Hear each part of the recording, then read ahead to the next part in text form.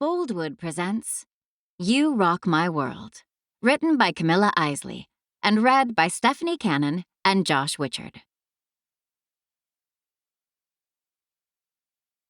Chapter 1. Josie. August, present time. Hello, stranger.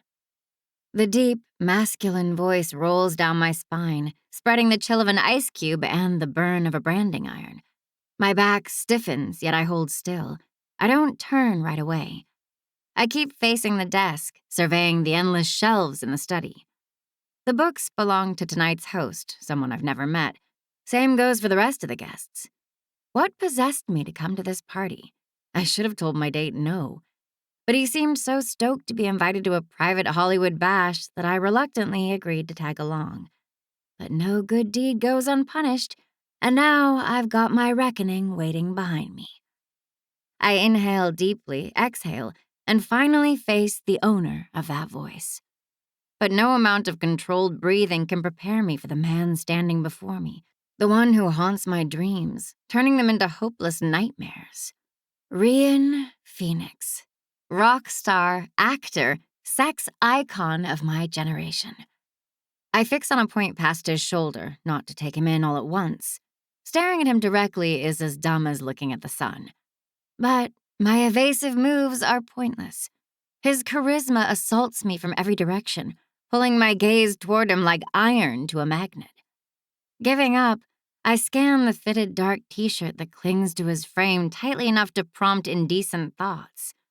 The ripped black jeans so worn they might have been through every world tour with him. They fit him as a second skin tailored by time.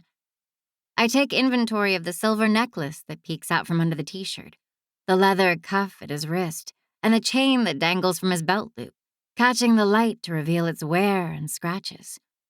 His boots are scuffed but expensive, and topping it all off, he's wearing a jet black leather jacket, lightweight, probably some designer I can't pronounce, that hangs open, making him look even cooler.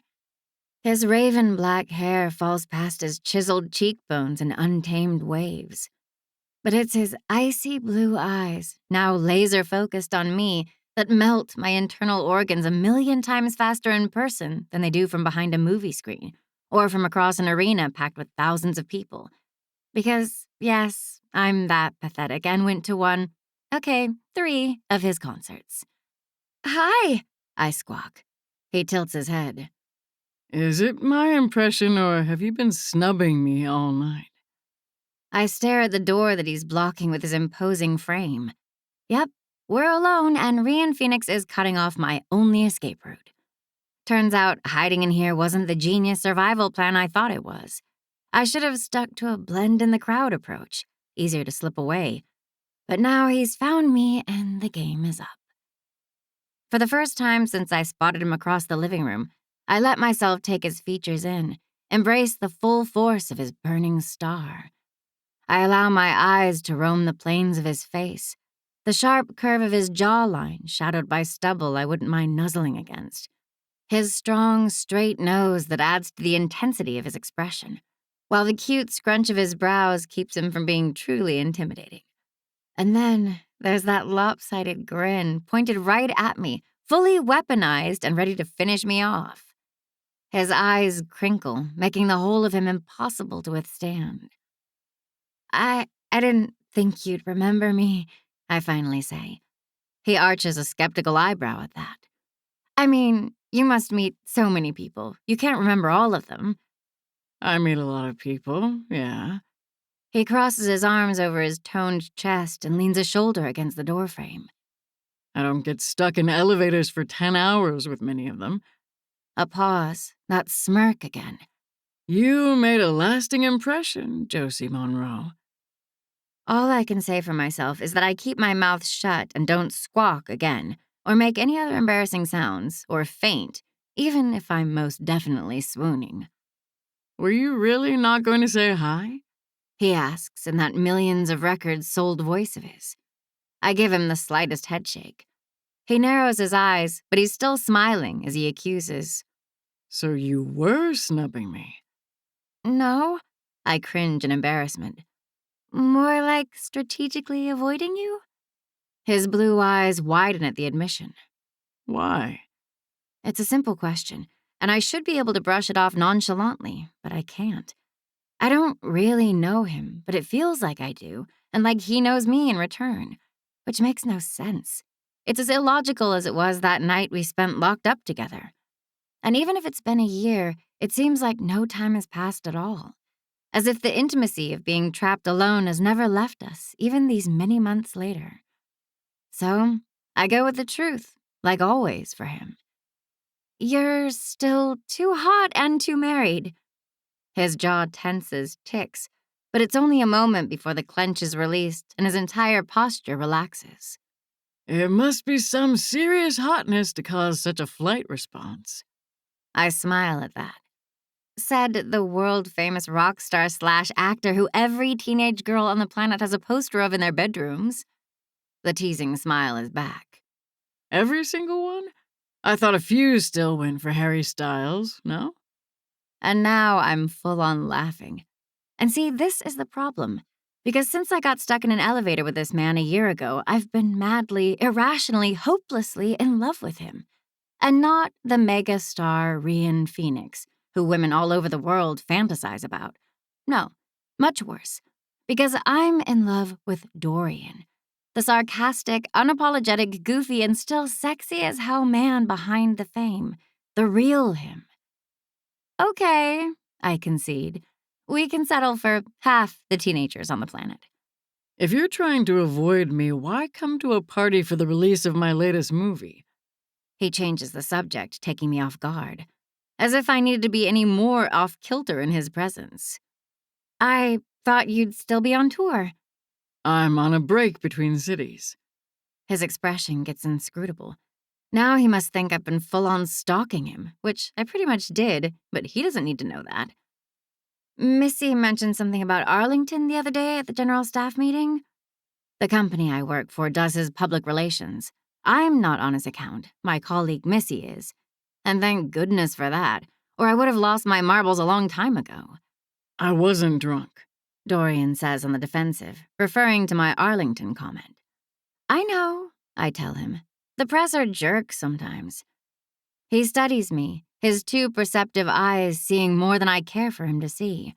So I panic and blurt, I should go back to my date. Now both his eyebrows disappear under his unruly fringe. You're on a date? First date, actually. I cross the room toward him, hoping Dorian will scoot and let me disappear into the safety of the crowds. No such luck. He doesn't budge an inch. So now we're also standing too close for comfort. And how's that going? He asks in a blank tone I can't interpret. It's going nowhere.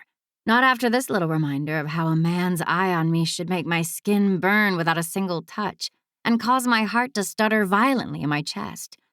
But this man, icon, legend, idol, is already taken and I'm no homewrecker. So I paste a fake smile on my face and deliver an even more false answer. It's going great. Super, in fact. Without a word, Dorian steps aside, his features carved in stone. I'm beginning to hope I've made it out of this interaction alive, with my heart in one solid piece. Maybe with only a few small cracks spreading, but still mostly beating fine. When Dorian's parting salvo catches me as I brush past him. Do you always hide alone in a room on great first dates? Chapter 2. Dorian. 1 year ago. I step into the elevator, the leftover adrenaline of another near scandal not quite gone. Yesterday I let my wife rattle me and acted stupid again. Today the public fallout should be contained at least.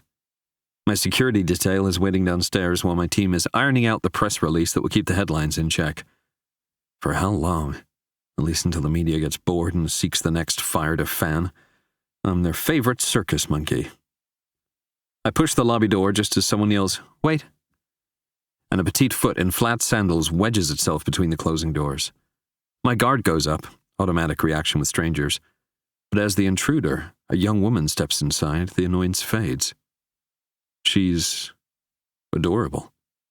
Soft, wavy, light brown hair frames her face, half pulled back to reveal a dusting of freckles across the bridge of her nose that makes her seem approachable in a way most people in my life aren't. Her flowing boho dress flatters her slender curves despite the many ruffles, drawing my attention more than I expected. Okay, correction, she's not cute, she's stunning. But as her warm amber eyes widen in recognition, I still brace myself. No one was supposed to be around this late. It's the only reason I'm moving without bodyguards. Amateur mistake. I curse my carelessness as I await for the inevitable fangirl meltdown. Will she burst into tears, beg for a selfie, flash me for an autograph on her chest? None of the above.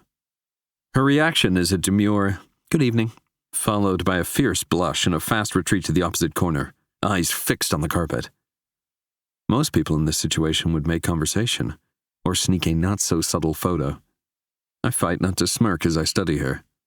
Curiosity piqued, I return her formal greeting. "Good evening to you, too."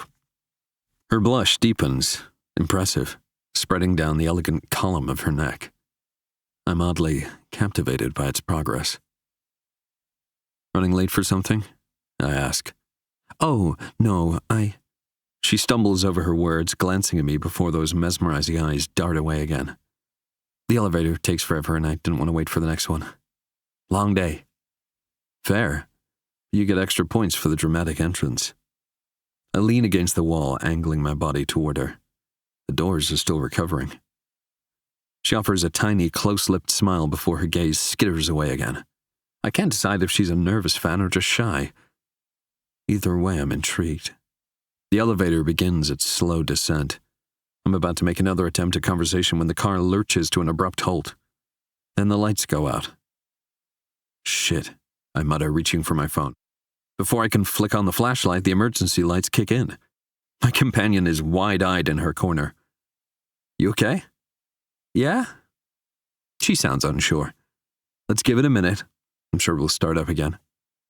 She nods, still looking uncertain. When 5 minutes go by and the elevator doesn't budge, I press the emergency button. A chime sounds, but no one responds. I try again. Still no answer. I unlock my phone to call for help, but the bars are flat. I hold up the screen. No reception. "You?" She fishes her phone out of her bag and she shakes her head. I crack my neck, try the button again. Nothing. Well, I'm wiped. Mind if I motion to the floor. When she doesn't object, I slide down the wall to sit, legs bent in front of me, the oldish but clean carpet cushioning my butt. After a beat, she joins me, fanning out her skirt. For someone who constantly complains about how noisy my life is, I can't stand the silence and debate what to say to put her at ease. I hate small talk, but also being personal with strangers. Before I can think of something, the speaker crackles. A technician asks us routine questions. How many inside? Any panic attacks or medical issues? I tell him we're fine. And he explains a wildfire took out a power plant and half the grid went dark. We're in a safe zone, but the city's a mess. Emergency services are swamped. And we're a low priority. We could be stuck here for hours. Maybe all night. I turn to the woman, glad she kicked her ridiculously tiny foot between the doors earlier and that I'm not trapped in here alone. She shrugs as if to say, "What can we do?" "Well, at least the elevator is carpeted. We won't freeze our butts." She finally cracks a smile. "I'm Dorian, by the way. Figure if we're going to be elevator buddies, we should learn each other's names." She studies me now, less shy, more feisty. Am I supposed to pretend I didn't know that? I grin, shrugging. "Up to you. All I ask is that you tell me your name in return. Fair trade?" She hesitates, then replies, "Josie." Chapter 3. Josie. September, present time. I stride through the revolving door of my office building, gripping my mocha latte, the only thing keeping me upright. Unfortunately, caffeine can't erase the dark circles under my eyes or unknot the tangle of despair in my chest. I haven't slept well these past few weeks. Running into Dorian at that stupid party a month ago blew 6 months of therapy to hell. All the work on shutting unattainable fantasies out, setting clear goals for myself, staying rooted in reality, poof, undone by a 15-minute conversation. Now everything triggers me. Yesterday, it was his new single playing on the radio. After that, I couldn't sleep. Images of him kept flashing through my mind in a relentless onslaught. Him on stage, his chiseled features on the big screen. That time I had the sexiest man alive to myself for 10 hours. My brain replayed every second we shared that night on a loop. By 3 a.m., I was still on the couch, eyes bloodshot, surrounded by Kit Kat wrappers, streaming his latest album. Each song burned through me like acid. I shake my head to dislodge the memories. I need to project less heartbroken walking zombie and more adult woman in charge. Not easy when the first obstacle of my day is the same steel trap where this ridiculous crush began. I pause at the elevator bank, eyeing the call button like it might detonate. Do I want to revisit the scene of the crime, stir up everything again by stepping into the same 25 square feet where I first met Dorian? The alternative is 20 flights of stairs. Good for my mental health and thighs, but terrible for composure. I can't sashay into the office a sweaty disaster. With a sigh of resignation, I opt for the elevator of doom and broken dreams. As I step inside, I half expect to see his devastatingly handsome smirk again. But it's just me and my tragic reflection in the mirrored walls. I jab the button for my floor harder than necessary, as if the innocent plastic were withholding vital answers I could push out of it. The ride is mercifully solitary and uneventful, if not a little heartbreaking and panic-inducing. When the doors slide open, I take a fortifying breath and stride out. Confident, poised, ready to fake it until I make it. My positive vibes shatter as Pam, the assistant I share with the other junior associates in the tech division, greets me with a too bright smile, her eyes darting nervously. Bad news is coming. "Morning, Pam. What's with the—" "Nadine wants to see you right now," she announces in a rush, confirming my suspicions. Nadine Fox is the founder and CEO of the company. A summons from her rarely bodes well. With a nod, I head for the stairwell, regretting my stilettos. This morning, the heels felt like a power move against the black hole of my ill-fated feelings. Now they just feel impractical. But since Nadine is only 2 floors up, I'll take the sore feet over another elevator ride. Besides, the climb will help clear my head before facing whatever fresh hell awaits me in the big boss's office. I emerge on the top floor winded but marginally more composed. Nadine's secretary waves me straight through. The office is minimalist perfection, with sleek white furniture, expansive windows framing a breathtaking view of downtown, and a desk that, for all its simplicity, probably costs more than my car. Nadine sits behind it, looking sharp in a crisp white blazer. She fixes me with her cold blue gaze, gesturing for me to sit. Josie, thanks for coming up. Her tone is polite, but I detect an undercurrent of irritation. I have some unexpected news. I feel like a bug about to be squashed. Oh? Missy was rushed to the hospital last night. Pregnancy complications. She's fine, Nadine adds, seeing my stricken reaction. But she's been put on bed rest until further notice. That's awful. I didn't even know she was pregnant. Missy is in charge of the celebrity division. We're friendly, but not close. She hadn't told anyone in the office except for me. She's just finishing the first trimester. We were making plans to cover her maternity leave, but now everything's been fast-tracked. I process the new info, not fully grasping why Nadine is telling me, but not liking where this is going. I'm reassigning her clients in the interim. To her juniors, right? I aim for a breezy tone, but it comes out strangled. Nadine's eyes dissect me like a butterfly pinned to a board. All but one, who specifically requested you. Despite being born and raised in LA, I don't know that many celebrities. Just the one, in fact. Cue dread. Me? I squeak. I clear my throat, trying again. But I'm in tech PR. My clients are startups, not celebrities. I know what division you work in, Josie. Nadine's tone is clipped. But when our biggest client makes a personal request, I'm not in a position to refuse. Keeping him happy is our top priority. Him? I croak. She steeples her fingers. Rian Phoenix. I knew it. I flipping knew it.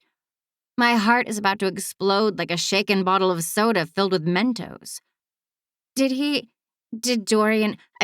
Rian say, why me? I hate how small my voice sounds. Nadine's expression is unreadable. Apparently, you made an impression during your little elevator adventure. I swallow, dizzy. Did he know at the party last month that I'd be working for him? He must have. From the way Nadine is talking, Missy's emergency scare only sped up things. She was going on maternity leave anyway, and having me fill in must have already been the plan. Before I can spiral too far, Nadine continues. It goes without saying, but having romantic or sexual relations with clients is strictly forbidden. It's not just frowned upon, it's grounds for immediate dismissal. My face bursts up in flames, and I laugh, the sound high-pitched and unnatural. Of course, I would never sleep with a married man. And I wouldn't. I can be in love with one, but I'd never act on my feelings, regardless of how strong. It doesn't matter whether the client is married, single, or a Martian. It's still a fireable offense, she says coldly. This agency's reputation is everything. I won't have it compromised. Have I made myself clear? I nod vigorously, fighting the ever-expanding blush that's now creeping down my neck. I understand completely. You have nothing to worry about. Nadine doesn't waste time. She hands me a stack of NDAs and instructs me to transfer my current clients to my head of division, because I'm starting on the new assignment right away. From now on, Rian Phoenix is your only priority, she says. Your first meeting is at his place in North Beverly Park at 11. He doesn't come here? I ask sheepishly. No. With clients of his caliber, we go to them for routine meetings. The night you met was an exception as he was flying in from New Orleans, and it was more convenient to meet here. Ah, so celebrities don't darken our doors unless it's a crisis. Duly noted. Very well. I leave the office in a daze. I have 2 hours to hand off my clients and prepare to face the man who has haunted my dreams, my playlists, and now my career. Chapter 4. Dorian. 1 year ago. Josie, I repeat, savoring the way the name rolls off my tongue. It suits her, simple yet charming. Yes, Dorian, nice to meet you, she says, adding a teasing lilt to my name. Hearing her say my real name has a tendril of heat coil in my stomach. Most people in my orbit only use Rian. My agent and label had insisted that dropping the dough would make me edgier, more marketable. And while it worked commercially, it also chipped away at my identity. Nice to meet you too. She sighs, then announces, Listen, since we're stuck here, I'm going to treat you like a regular person. It's as if a switch is flipped, and her shyness is turned into sass. Outside the elevator, there's a power dynamic. In here, we're just two people equally inconvenienced. Maybe that leveled the playing field for her. Or she comes across as shy at first, but opens up quickly once she gets a read on you. Whatever the reason, I'm happy she's not cowering in her corner anymore. I purse my lips, amused. As opposed to what? An alien with 3 heads. You know what I mean, she deadpans. I give her a small nod, appreciating her frankness. I've been treated worse. I don't mind. Before the silence creeps back in, I suggest, we should do an inventory of the resources we have to survive the night. I set my phone on the floor, pat my pockets, and add a crumpled candy wrapper. Josie raises an unimpressed brow. A phone with no service and a candy wrapper? MacGyver would have restored power to LA by now. She flashes me a goofy grin and her freckles dance across her cheeks. The motion is hypnotic. I realize I'm staring and avert my gaze, not wanting to make her self-conscious. I gesture toward her oversized bag. What are you hiding in there? That thing could double as luggage. She glances down. Oh, you know, just the essentials, a grappling hook, a smoke grenade, and a compact rocket launcher. I never leave home without them. I low whistle. Mary Poppins has nothing on you. Josie smiles and starts unpacking. She pulls out her wallet, a lipstick, which she isn't wearing, But the label makes me wonder how her full lips might look in forbidden fuchsia. And a tampon. She waves it in the air and says, "We won't be needing this." She goes to put it away but stops mid-gesture and adds, "Unless you're on your period." "Not until the full moon," I deadpan. She studies me and smiles. "You're a smartass." Surprised? "I am a little shocked. Your public persona doesn't exactly scream quick wit." I lean in, resting my elbows on my bent knees. "Really? So what does it say?" She considers me, then, with the candor of a toddler explaining how they colored on the wall, she says, "More like cursed sex god." A deep, belly-aching laugh shakes me, the kind I haven't experienced in months. It's a release from all the crap going on in my life right now. When I catch my breath, I ask, "Why cursed?" Josie maintains a perfectly straight face. "Must be the guyliner. Gives off a tormented vibe." She wields an eyeliner stick. "Don't worry, I've got you covered if you need to reapply after midnight." I chuckle, shaking my head. "Well, I might be a smartass, but you, Josie, are a sass master." She pulls the top knot of her hair tighter, the gesture entirely too distracting. I dabble in the ancient art of sarcasm. The playful back and forth flows naturally, as if we'd known each other for years instead of minutes. It's a distraction from the mess in my head, my crumbling marriage and the uncertainty of the future. Josie pulls out a small, worn notebook. My diary. "Oh, planning to journal our ordeal?" "It's a planner mostly, but if we're stuck long enough, I might add a survive a smartass rock star section." I nod, mock serious. "Will that go above or below buy cat food?" Josie flips through the pages. Below, obviously, the imaginary cats come first. I laugh again. What do I have to do to beat the kitties? She taps her chin. "Depends. Do you purr when you're happy?" The question lodges in my brain and I consider it more seriously than I should. Surprisingly, I realize that, for her, I might actually purr if I lived in a different universe where I'd never married the wrong woman and my marriage wasn't falling apart. The thought sobers me, a cold reminder of everything outside of this elevator I don't want to deal with, and why I had to rush downtown to do damage control. After getting emotionally hammered by Billy Ray again, I made a scene like an amateur who doesn't know everyone has a phone ready to record what I do. Cue the emergency session at my PR firm, and ending up stuck in their elevator. I scrub a hand over my jaw, forcing Billy to the back of my mind. I look at Josie again. It's weird how a stranger feels easier to be around than the person I promised forever to. Josie lets out a soft cheer and places a stainless steel water bottle between us, yanking me out of the mind spiral. "Behold, the elixir of life." She unscrews the cap. I refilled it right before leaving the office so we wouldn't perish from dehydration. "Oh, you work here?" "Yeah, same firm that does your PR, but a different division. I'm in tech." She takes a sip of water, then offers me the bottle like it's the most natural thing. I drink, hoping Divisions doesn't share info. I suddenly feel more ashamed than ever of my behavior from last night. "Thanks for the water." I pass it back. "Any other life-saving choices to report today?" "Never been happier I didn't wait to pee until I get home." I chuckle. Her knack for saying the first thing that pops into her head, no matter how shocking, inappropriate, or perfectly disarming, knocks the rest of the darkness from my brain. Next, she pulls out a stash of snacks, protein bars, crackers, dried fruit, and a packet of almonds. Is that a bag or a vending machine? Do I need exact change? She pops a piece of dried mango into her mouth. "When work gets crazy, I don't have time for lunch. This is how I survive." I nod solemnly. Ah, the balanced diet of a corporate warrior. Stress and pocket pretzels. Oh, instead of the healthy rockstar diet of drugs and rock and roll. You forgot sex. Josie blushes and looks away. Instantly, I feel like a total creep. I'm not hitting on you. It's a joke about you calling me a cursed sex god earlier. She meets my gaze head on. "Don't worry. Even if you were making a pass at me, I'd never date you or sleep with you."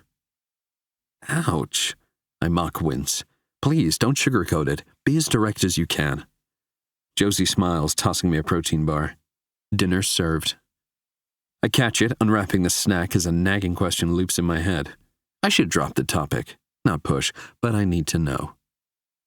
May I ask why you'd never date me? I search her mesmerizing eyes, bracing for an answer that's surely going to sting. Chapter 5. Josie. September, present time. In my car, the GPS chirps instructions like this is just another drive, not a slow march into enemy territory. Having Dorian's home address feels invasive. Not for him, for me. I didn't choose this. I'm about to lift the curtain on his private life, and it seems wrong. Not that I expect piles of laundry in the corner or a fridge covered in takeout menus, but anything involving Billy Ray might crush me. My mind races with unwelcome images of Dorian and Billy Ray's picture-perfect life from back in the days when I could still follow it on social media without feeling like my heart was being carved out of my chest with a spoon. I hope she's out of town. I didn't even check. If I knew for sure, maybe I could stop freaking out. But if she's there, I won't survive seeing them all over each other. Or maybe the sight will cure me of my unhealthy obsession, burn the fantasies in my head, and release my heart from the hold Dorian has on it. The GPS instructs me to keep in the left lane, and I entertain the idea of taking a wrong turn, of getting myself lost in the Hollywood Hills. But that would only delay the inevitable. With every yard I cover, my car seems to shrink, the air pressing in denser. As Dorian's gates come into view, the professional in me shouts to treat this like any other client meeting. The rest of me wonders if I'm about to be leveled by a smile. Or will he act differently with Billy Ray present? What if he behaves the same because he's that charming with everyone and I was no one special? The possibility that the connection I've obsessed over the past year is nothing more than a standard interaction for him stings. It's a reality check I desperately need, but one I'm not ready to face. After a routine pass through security, I steer my car along the circular driveway, feeling dwarfed by the sheer size of his estate. The house has a bold geometry and sleek surfaces, easily the size of my entire condo building. Following the guard's instructions, I pick a random spot in the front yard and kill the engine. Bag in hand, I head to the front door, craning my neck at the stunning architecture and manicured grounds. A uniformed housekeeper greets me at the entrance, her polite efficiency a stark contrast to the nerves jangling under my skin. She leads me into the foyer, stylish but more lived in than I imagined, and points me to the living room without specifying if that's where the meeting will take place or if Dorian has a dedicated home office. As I cross the hall, I hear the faint strumming of a guitar. I follow the melody, stepping into a spacious, open-plan room the size of a mini apartment. I hesitate to call it a mere living room. And there he is. Dorian is perched on a low couch, his guitar balanced on his knee as he scribbles on a music sheet laid out on the coffee table and goes back to playing. Seeing him lost in his creative process steals the air from my lungs. I stand frozen in the doorway, caught between awe and panic. This is worse than if I'd walked in on him kissing his wife, because, as of now, I'm not getting cured, the opposite.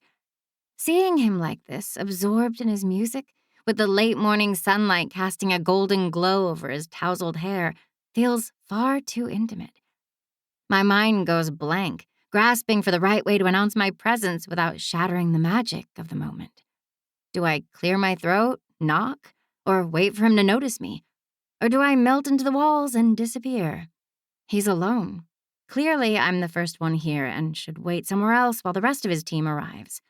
Fleeing seems like the best solution.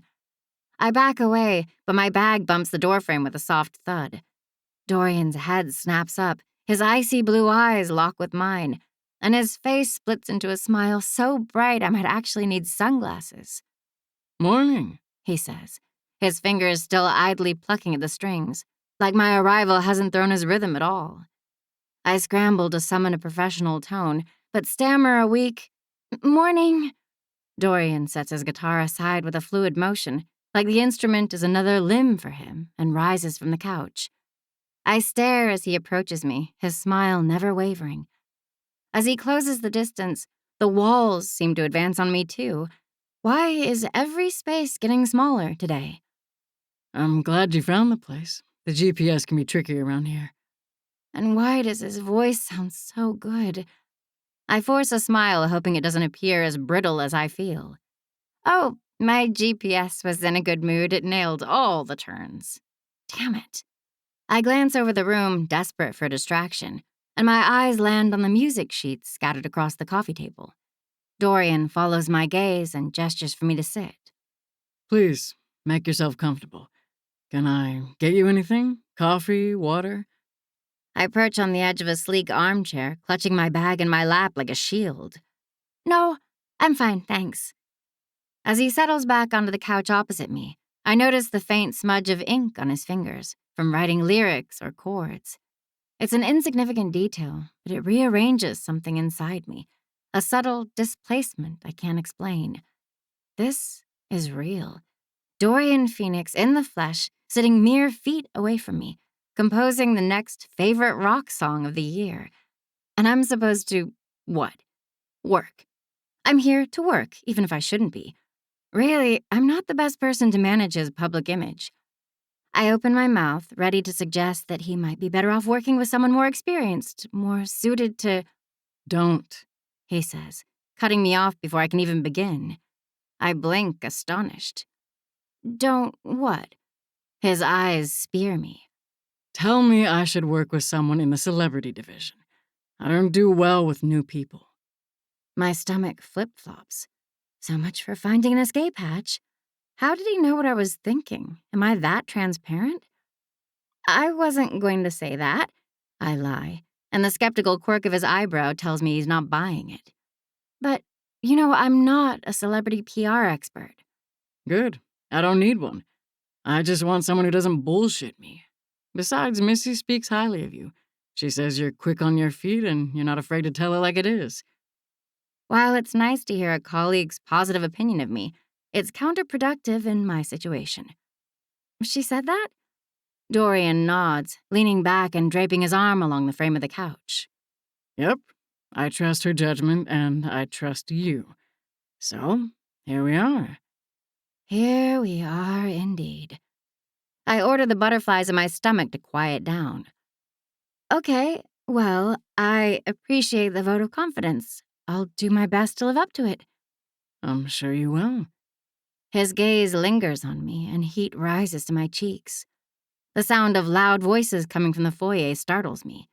Dorian rises to his feet. That'll be the team. Come on. I stand as well, smoothing the skirt of my dress with clammy hands. I've met with clients and their associates countless times before. This is no different, except it is, because this is Dorian. A moment later, a parade of people spills into the living room.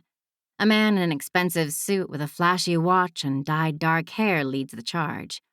He greets Dorian with a quick nod, suggesting a long-standing familiarity. Must be his agent, Victor Langston. I identify the others from the brief I was given this morning that I only had time to skim read. The next arrival is a tall man with graying hair and an air of perpetual stress. His phone is glued to his ear as he mutters something about tour dates clashing. Grant, the tour manager, then. Following him is a young woman in a hoodie, ripped jeans, and sneakers, who can only be Bailey, the social media manager. A brunette in a stylish power suit who gives off lawyer vibes. And finally, another woman breezes in, wearing a blue dress and ankle boots. She seems to hold the reins of the others and must be Dorian's personal assistant, Tessa. Dorian glances toward the group, then back at me, still smiling. Perfect timing, everyone. We can move to the office. I blink. At least he doesn't host his meetings on the couch. That's good. A more professional setting will help me stay focused. This way, Dorian says, his words directed at me. The others seem familiar with the house's layout. He leads us out of the living area and into a wide hallway adorned with abstract art. The group of professionals fall into step behind him, chattering in a low hum. I follow, tightening my fingers around the strap of my bag, resigned to adventure further into Dorian's world. Each layer I peel off causes more trouble for me. At least Billy Ray is nowhere to be seen yet.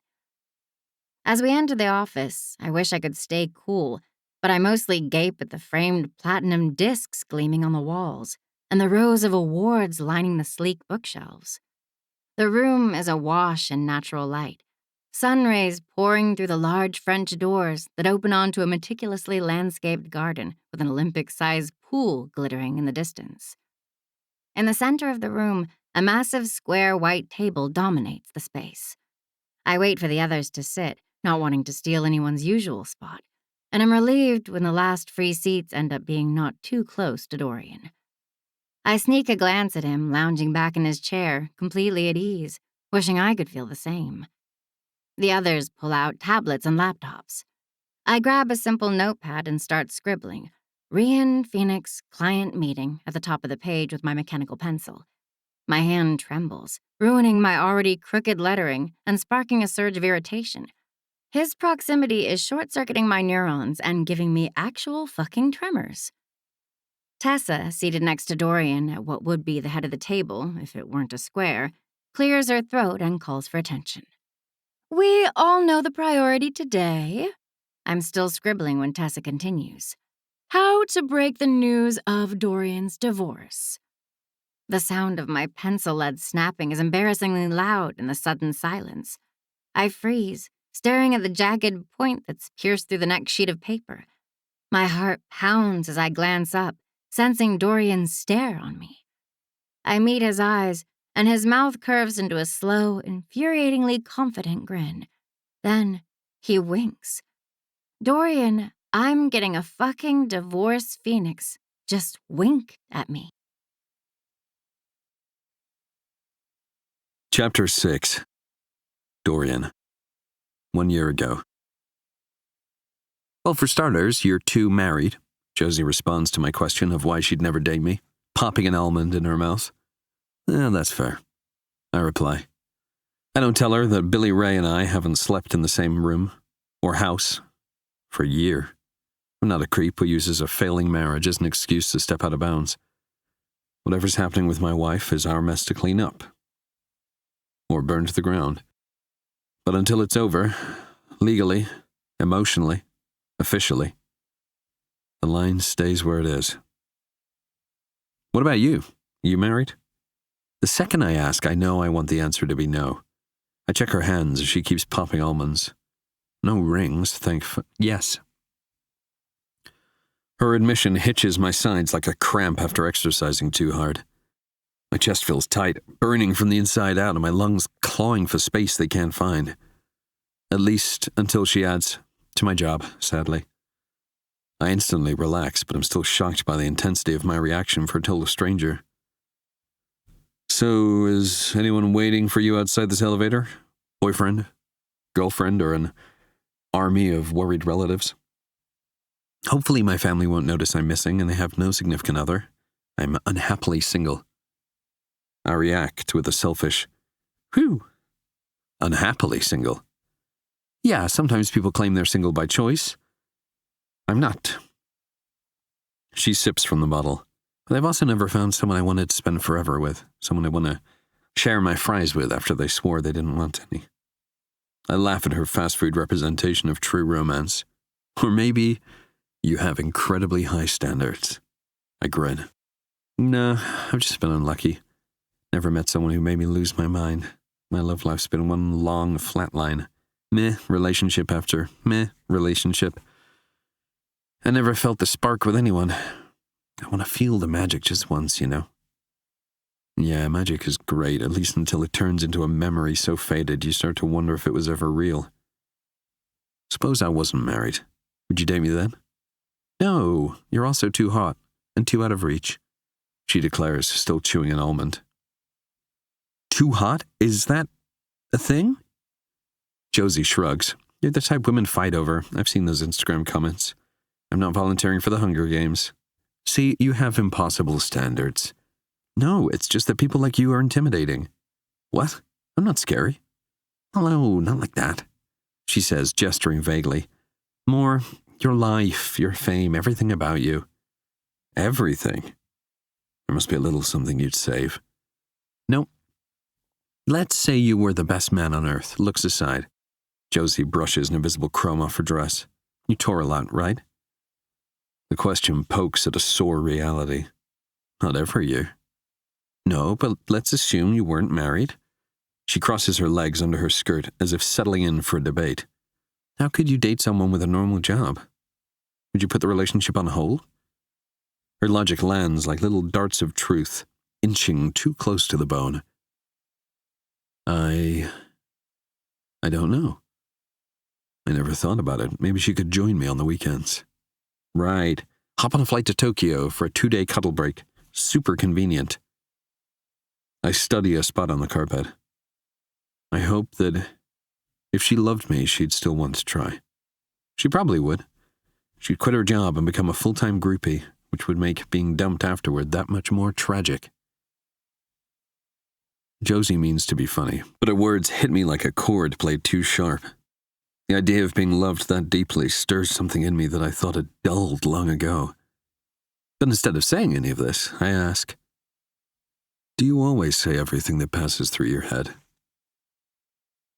No. She stares at the elevator walls. Must be a side effect of being stuck in a malfunctioning metal shoebox. Josie grins. Those freckles of hers turning me into a willing captive. I should let it go, but I can't. And in this hypothetical scenario, why would I dump her? Basic celebrity math. You and Billy Ray are the exception. Or we're about to become another headline no one will be surprised by. Can't argue with that, I say, struggling to keep the bitterness out of my tone. You two are one of my favorite celebrity couples. I swallow back the urge to correct her. What would I even say? Instead, I nod to mask the frustration bubbling underneath. Before the silence settles too long, Josie pulls her bag into her lap. Let's see if there's anything in here to keep us from doing shadow puppets. What are you looking for? A portable movie projector? A travel chess set? Close. Found them. She holds up a deck of cards. You keep the weirdest things in that bag. My niece loves card games, always carry a deck. I eye the cards skeptically. Oh, we playing Go Fish? Go Fish? What are we, 5? She shuffles. No, we're playing poker. Teasing her feels like stepping onto a thin patch of ice over a lake. Dangerous and unwise. And yet I'm committed to either making the crossing or plunging into the freezing water below as I say, I don't have any cash on me. Should we make it strip poker? Yes, great idea. I cough, choking on air at how casually she agreed. My eyes roam over her figure, and I'm not sure I'd survive peeking at what's under that dress. I'm about to backpedal when she adds, but how about instead of stripping our clothes, we strip our souls? How does one strip his soul? I scratch my jaw. Are you part of a cult? No cult, but I'm a proud member of the Cheesecake Factory Rewards program. Josie stops shuffling and tilts her head. The loser answers a question. Honestly, no holds barred. Suddenly the stakes feel higher. The thought of uncovering some of Josie's secrets is thrilling.